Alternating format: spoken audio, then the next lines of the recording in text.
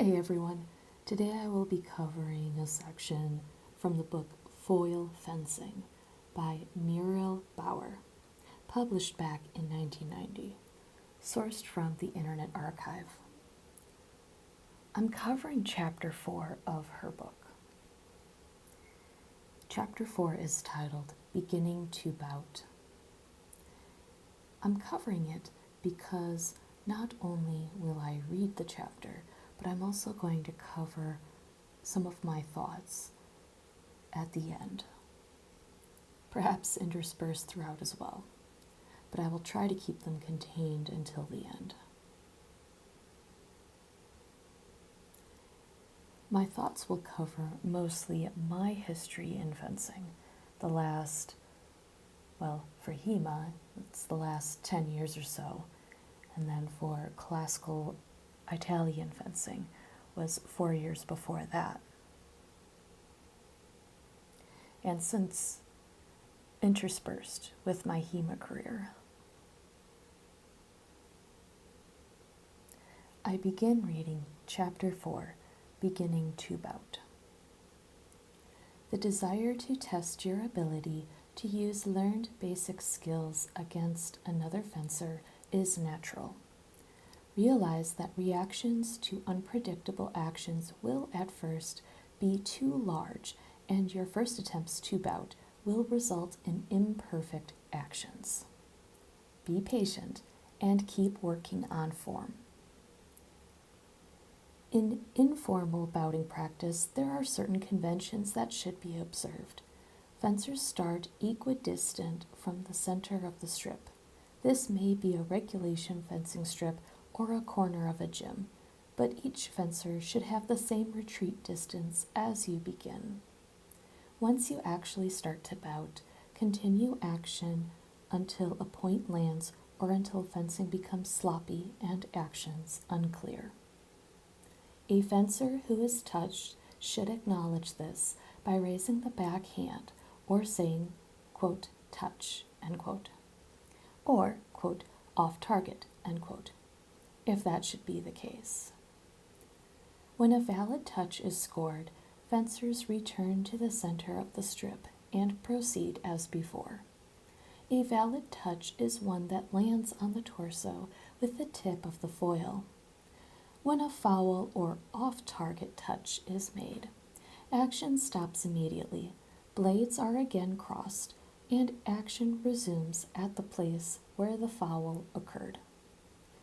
Since a foul stops action, a fencer who, for instance, touches the opponent's arm and then the valid target does not score. Fencing does not stop when a point slaps or merely grazes the opponent, because these actions are not touches, but misses. A bout is over when one fencer has scored 5 times. You should get to know the rules as you fence in order to increase your enjoyment of bouting. For an overview of fencing rules, see Chapter 8. Question: what happens in each of the following situations? The blade tip touches the opponent's thigh and then the torso. The tip grazes the legal target. Answer: now for that actual bout. You will salute, put on your mask, and get on guard in 6. Now what? Realize that a fencing bout follows a regular sequence of actions. Either fencer may attack to take right of way. The defender may take right of way from the attacker by successfully parrying, at which time the defender may now turn attacker. The attack made by the defender is called a riposte. The logical chain of events then is attack, parry, riposte, parry, counter riposte, and so on until an action lands. If a defender parries but fails to riposte, the attacker may retake right of way and continue to attack. Now you are ready to fence. Advance and retreat to see how well your opponent follows, if at all. As you move, does your opponent get a little too close? If so, Why not attack very quickly to any open line? If your attack worked, fine, do it again. If it did not work, why did it fail? You may have been too slow, or you may have telegraphed your attack by leading with your body or foot, rather than with your point. Or perhaps your distance was wrong. It is important to keep at it until your attacks begin to work. Remember, surprise and speed are necessary for a simple attack to succeed. Attack with conviction, even if you feel unsure at this point. This means that you must see where and how you will score before you begin. Imagine you see and feel the point land, then do it. Often beginning fencers hesitate in an attack because they fear the opponent will counterattack or riposte during their attack. Know that your extended arm attack has the right of way unless it is parried, and be confident in your simple attack. If your attack is parried, immediately withdraw your arm to a defensive position, preferably to 4. Your arm can bend even though your body is lunging. Try to develop the reflex to withdraw your arm when you feel and hear steel find your blade during an attack, but not before. Fencers must be ready to defend against an attack anytime they are within scoring distance. So if you wish to relax for a moment and think, retreat and do so out of distance. When you are attacked, retreat a step and move to defend the threatened line with your blade when you are sure this is really an attack and not just a feint. When your simple attack is parried, it is time to change your tactics. Try a feint disengage attack that is calculated to deceive the parry your opponent will surely make again. Conversely, when your parry does not find steel because the attacker is using a feint attack, be ready to parry a second time as you retreat in order to stop your opponent's compound attack. Avoid the tendency to make one action and stop. If your attack is parried, redouble and try again if there is no riposte. If your opponent riposts, defend and counter riposte. It is very hard to react properly to these various actions on the spot. But realize that your opponent will probably react in the same way at your next attack, particularly if you are working with another beginner. This allows you to plan your follow-up moves. Always work to improve your technique as you fence. Know what attacks succeed and which ones fail. If they fail, ask yourself why. How can you make them work? Beginning fencers often seem to continually beat blades, probably because they have seen many movie duels in which frequent beats are the rule, used to increase viewer interest. In reality, such beating is a useless tactic. Avoid any repetitive pattern unless you deliberately use it to set up the other fencer. Repetitive beating may set you up for a disengage attack from your opponent who can deceive your beats and attack. What should you do if you find yourself fencing against a beginner who continually beats your blade? One simple maneuver is to drop your blade to the 7th or 8th position, thereby making it difficult for your blade to be hit. A somewhat more difficult but perhaps more rewarding tactic would be to avoid the beat by dropping your point just under the beat and making a disengage attack. Remember, fencing is a thinking person's game, and merely waving your blade around as you hop in and out of distance takes no brains at all. Make plans, even if they are simple, and try to carry them out. I recommend that the beginning fencer consciously decide before a practice bout just what specific learned attacks and parries to work on. Will it be simple attacks from perfect distance or beat disengage attacks, for instance? Whatever you decide to do, work on it until you improve those particular actions.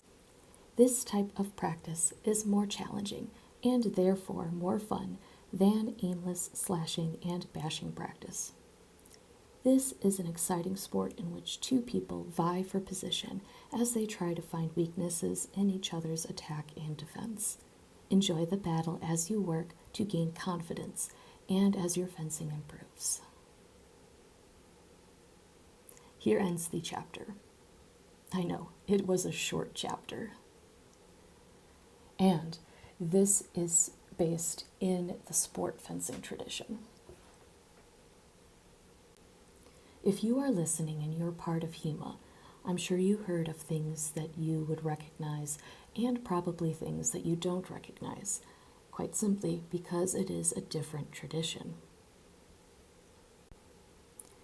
One of the things that I worked on initially, both in traditional Italian fencing and then in HEMA, was to transition from having to fight against the adrenaline rush of stepping into the bouting ring in order to have coherent thoughts as to what I am going to do, to being in the fighting ring, having adrenaline rush through me, and being able to just, without much thought, and I say without much thought because sometimes it was subconscious, sometimes it was unconscious, and sometimes it turned into a conscious thought of what attack I was going to do.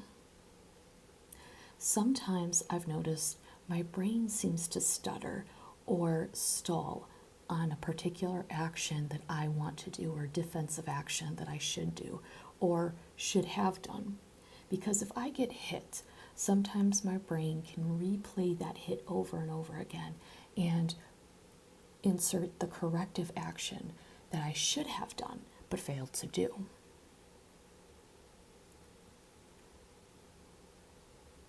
What I would add is give yourself grace when you do this and give your opponent grace. When you first do this, you might hit too hard. You might hit too soft. You might struggle with hitting in distance, out of distance. You could be struggling with any of these, all of these, or maybe none of these things that I'm mentioning. But be willing to have conversations with your opponent about what you did after the action.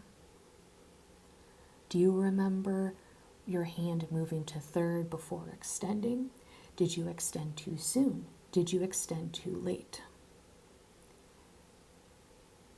And again, I know what I'm saying has words that are more applicable to foil fencing, but if you're in longsword or saber, how is your elbow extension? How is your arm extension? How are those being timed? Do you know that they're being timed? Do you know that their timing is in sync with what you think it is? Is it off sync to what you think it is? Do you notice any staggered or jerky movements?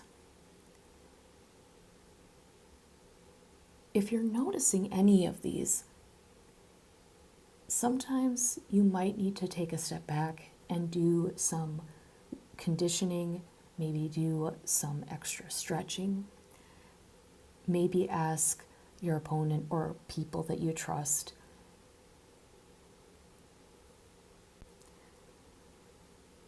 to monitor your bouts, or maybe show them your movement and ask them if they're seeing anything weird or off with your movement. Half of this sport is being able to condition yourself physically and mentally off the fencing court or outside of fencing practice. Don't be afraid to reach out for resources.